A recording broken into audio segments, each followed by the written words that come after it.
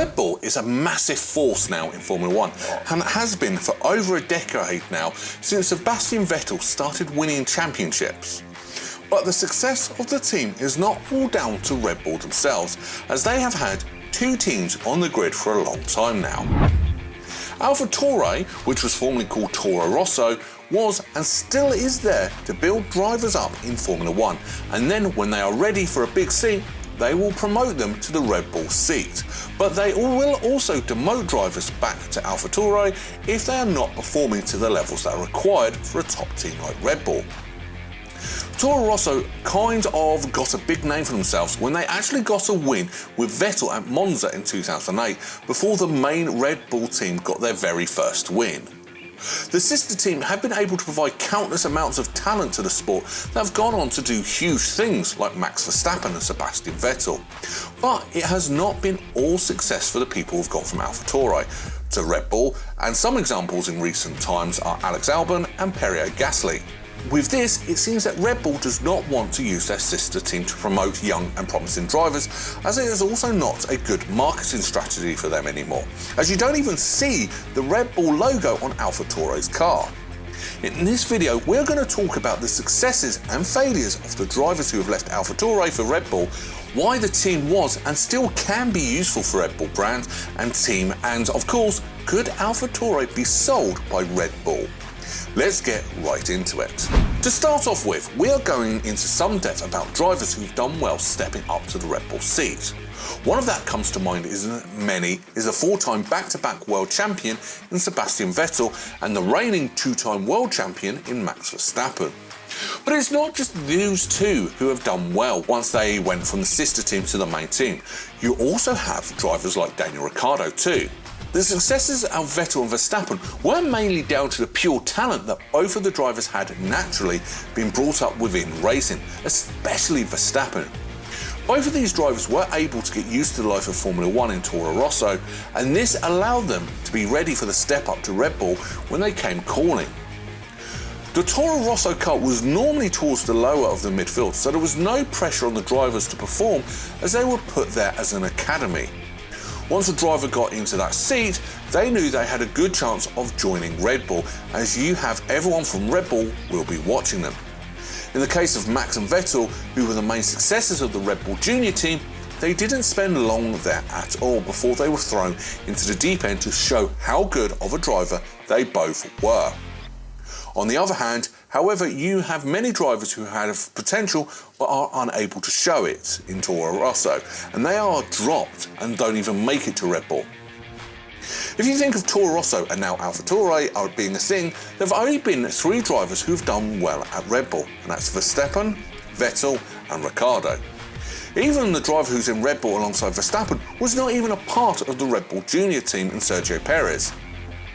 There are some other drivers who are good at other teams who are Alpha Tauri and Red Bull, like Albon and Gasly, who have done good things in the sport, but a lot of them who leave are not successful at all. You have to think, when a driver gets a seat in the Alpha Tauri, they have pressure on them to do good enough so they can get a competitive car. But most drivers are just not good enough and leave Formula 1 mostly and drive in other racing categories.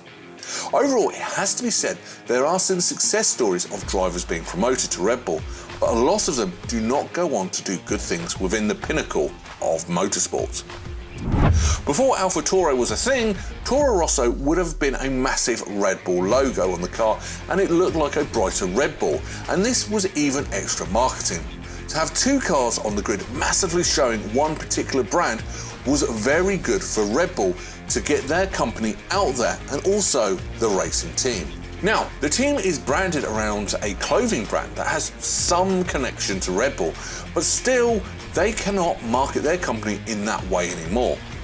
It's fair to say that Red Bull does not need Alpha Tauri anymore, as they have already grown into a bigger brand and do not even use their junior drivers anymore and just go for whoever they want to. Red Bull on several occasions has admitted they have gone for Lando Norris, who is at McLaren, so it looks like Red Bull just has no interest in Alpha Tauri anymore. What do you think? Should Red Bull use Alpha Tauri anymore?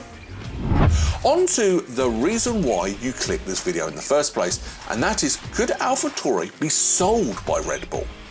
The answer to that question is actually very complicated, but it's more than possible.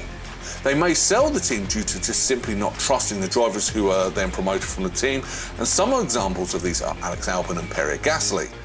Both of these drivers are very talented, but they were thrown into the deep end, and if they are not given the level of Max Verstappen, which many drivers are, they are instantly demoted and not given a second chance.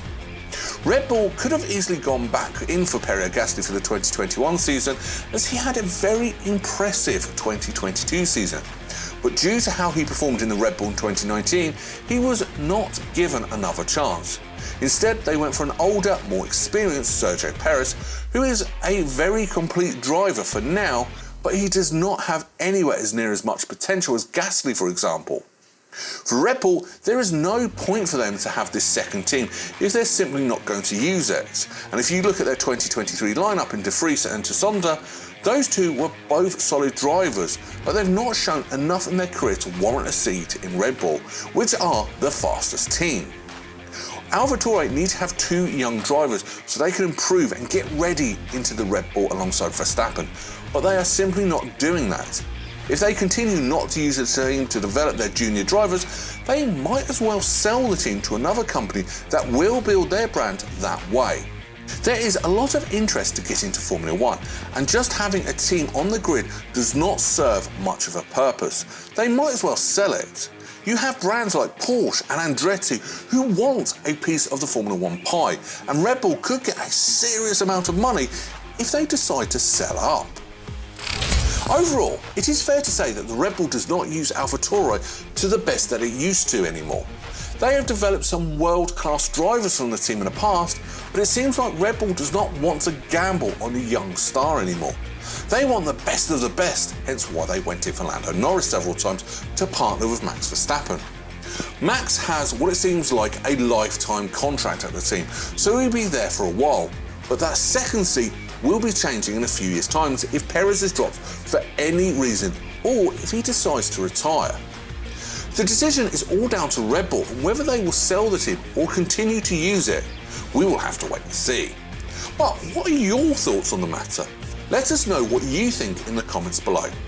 Thank you so much for watching this video, and it would mean the world to us if you could like the video and subscribe.